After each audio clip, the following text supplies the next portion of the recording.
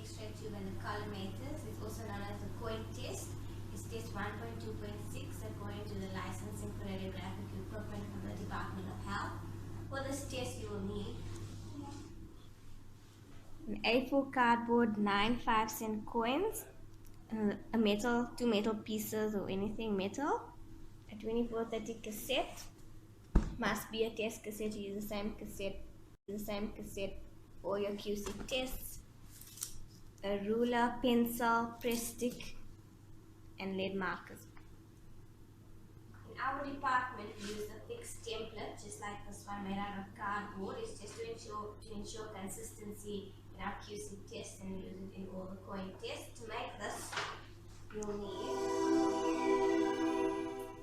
obviously the A4 cardboard, which is cut out so that it fits correctly within the 2430 cassette.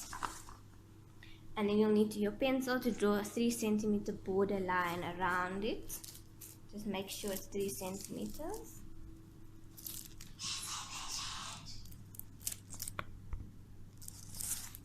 After you measure your 3 centimeter border to make a square shape, you draw lines through the center of the square, one vertical and one horizontal. Then you're going to place the 5-cent coins in pairs so that where the coins touch, they coincide with the edge of the light area, which is basically the ends of the vertical and the horizontal lines. Now I'm just going to show you how to do the actual test. First, you must make sure that the X-ray tube is at 90 degrees to the tabletop. Ensure that your SID is exactly at 100 centimeters. There we go. And then you take your template, you place it on your cassette.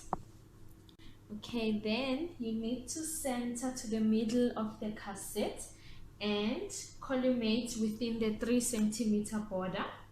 Then I'm gonna place my left lead marker on the left side.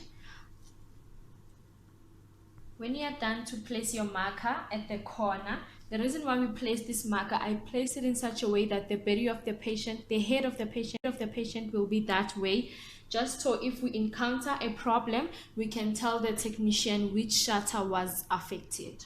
Doing that, you make an exposure.